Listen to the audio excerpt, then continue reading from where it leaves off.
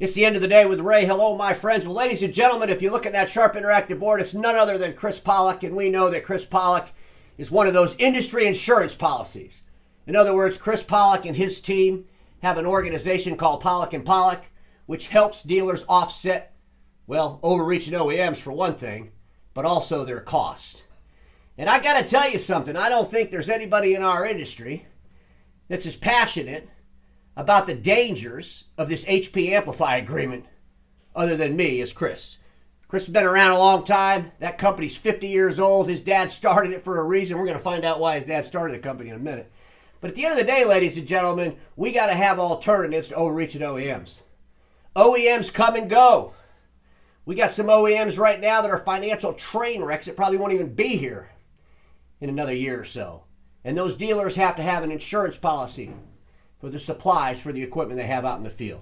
Chris, it's always great to have you on, and I can't believe you are getting so close to the 50th anniversary of Polek and Polek. How are you doing, buddy? Well, thank you for inviting me, Ray. And yes, it's hard for me to believe myself that we're practically turning 50. You know, I was 10 years old when my father first started the business out of his home. So, you know, I'm dating myself here, but it's amazing how much time has flown by. Well, I got to tell you, Chris, what a success story. It's the American dream, family-owned business, going to the second generation. You've done a fantastic job at the helm. But let's go back in time when your dad started the company, and what was the reason he started Polek and Polek, and what was he trying to accomplish, or what need was he trying to fulfill?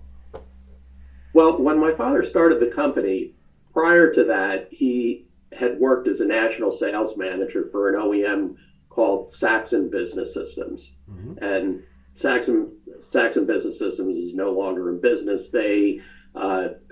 Saxon went out of business in, I believe, 1980. And he noticed that many of these independent dealers that he worked with were getting charged exorbitant prices for parts from the OEMs. And he felt that he could work with these manufacturers that were making the parts for the OEMs and be able to offer them at a big savings to the independent dealers because it's their own business. He figured he'd want to give them the freedom to run the business the way that they would want to. And I remember one of our very popular parts in the early days of Polek and Polek was a drum cleaning blade for a Savin liquid machine. And at that time, a drum cleaning blade from Savin was going for around $80. If you can imagine just a drum cleaning blade costing a dealer $80 per piece. That's a lot. And our introductory price was $29.95. And once the dealers tried those out and saw that they were working just as good as the OEM ones, they never wanted to go back paying $80 for a drum cleaning blade again. Well, I think it all boils down to the relationship that the dealers have with the OEMs. And, let's be honest. If an OEM is treating the dealer with respect, if the OEM is helping the dealer grow their business, and there's some added benefits to that dealer, maybe the dealer is more apt to give them as much business as possible. But at the end of the day, there has to be an insurance policy. There has to be organizations such as yourself or my friends at Clover or anybody that's in the marketplace or Caton or any of these folks to help the dealers against, well, some of the nutty things that the OEMs decide to do. And we saw this Amplify agreement. It's just absolutely horrifying to me that we're in this since November of 2020, and we still have dealers that are excited about Amplify. We still have dealers that are praising HP's, wonderfulness based on Amplify. And Amplify is nothing for those dealers. Amplify is all about HP grabbing data. And you were telling me a story about your dad and how he felt about data. And this goes back like 30 years ago. Share that story because I think it's interesting. Yeah, well, a couple of points that you make there. I think the main point for these independent dealers is that it's their own business. Mm-hmm. They have to look at it. When you work with an OEM, every situation is a little different for every independent dealer. And What's important of what you need to do is that you've got to look at your options, know them, and you've got to do the math and figure out what works for you. Mm-hmm. Sometimes the plans that you have with these OEMs are the best opportunity for that. And, if you look at all that data and figure that out, you should pursue that. Mm-hmm. And sometimes there are other alternatives that are better. However, the point is that you've got to do the work and sure. do the math and know that. And my experience is that many dealers avoid doing that or don't want to go through the process because it's too much work. And what you're basically doing is you're rolling the dice. It could be the right opportunity for you. It may not be a very good opportunity for you.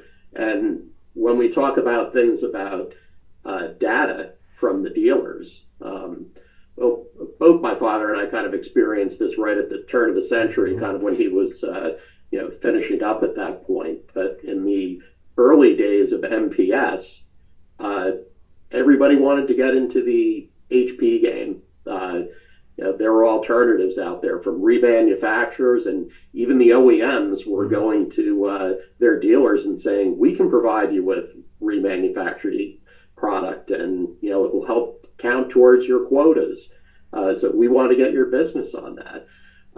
And the dealers were deathly afraid of sharing the information with the OEMs or even some other remanufacturers of having them ship the product for them directly to their customers, because they competed with the OEM direct branches, and they were fearful that some of these manufacturers may bypass the dealers after doing the business with them and start shipping directly to their customers. And think about that, Chris. That was just like basically address data. That was it at that point. And the dealers were so worried about it, they wanted to have a legal contract, that to protect themselves, that data would not be shared with everyone. And thankfully for us, Bob Goldberg worked an agreement up that could be standard for everybody in all the companies to work with, which helped make things very easy. Because imagine each customer that you have wanting to have an individual conversation with their attorney and your attorney.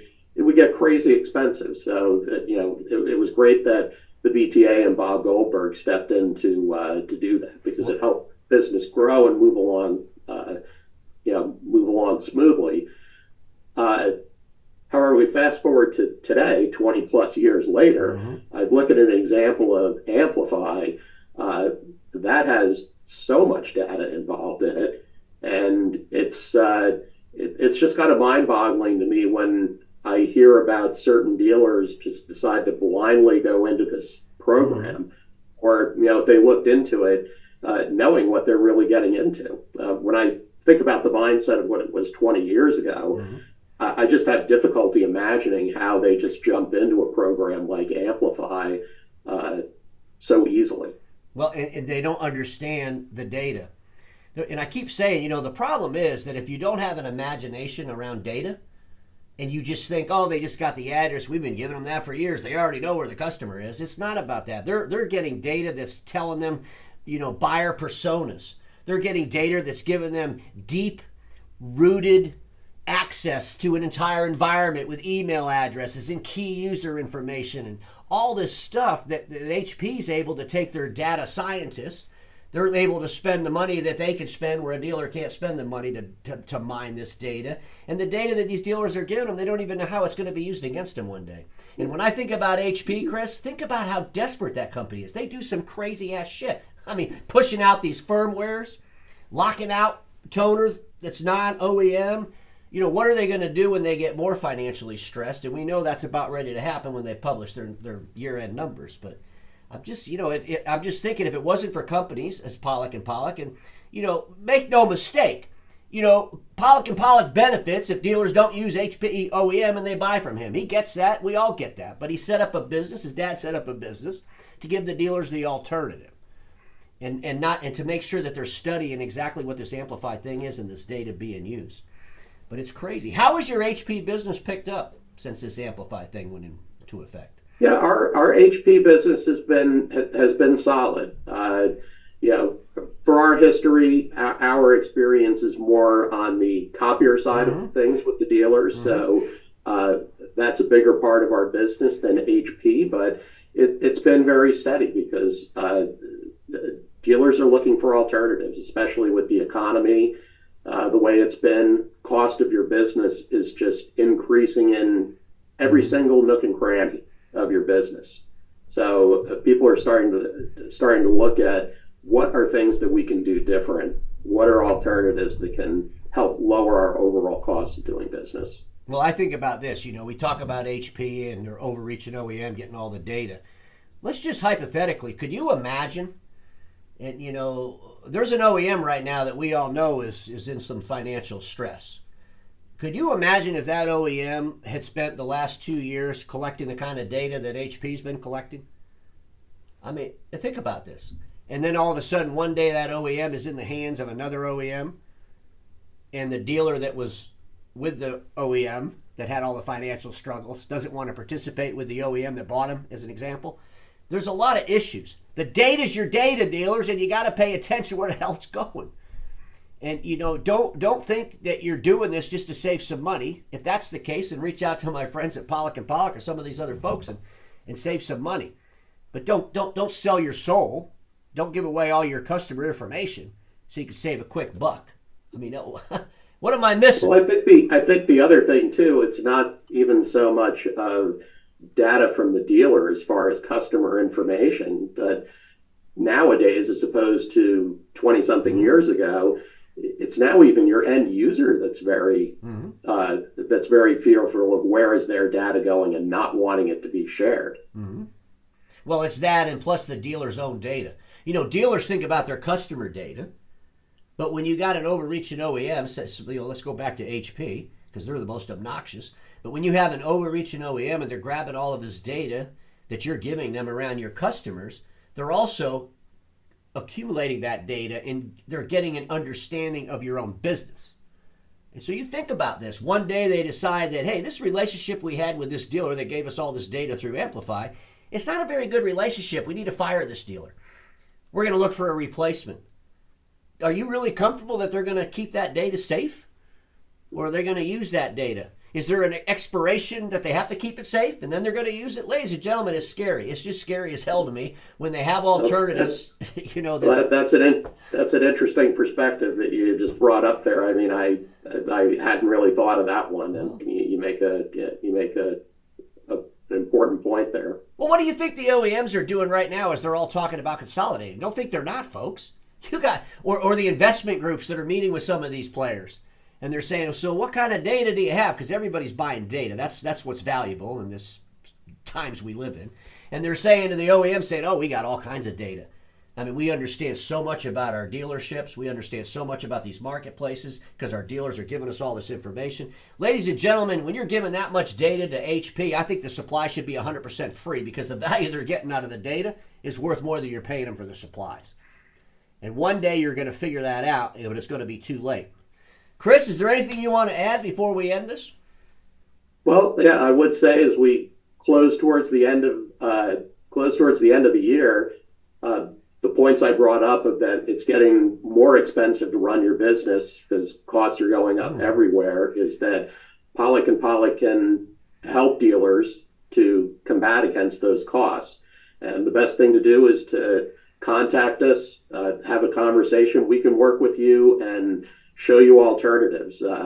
Every dealer's situation is a little bit different, so we can talk about that and customize some things that could be possibilities to work for your business, and you can take a look at it. It may be something that can help you get through 2024 a little more easily. Whether you work with us or not, getting together and meeting with us, the process and everything that you'll learn will be worth your time. I think it's the process to understand their costs. You guys help them with that. You've been doing it for 50 years. Again, super congratulations.